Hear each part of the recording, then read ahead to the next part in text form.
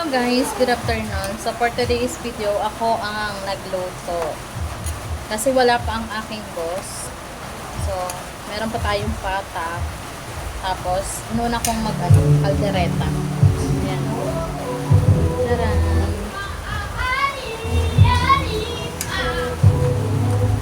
So, malapit na siyang maluto.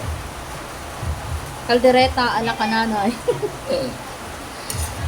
Marunong naman ako talagang magluto, kaya lang bihira nung talaga ako magluto kasi syempre may tagaluto, 'di ba? So, pag may handaan talaga kami, ako talaga nagluluto. Every year. Every year. So, ayan ang ating niluluto.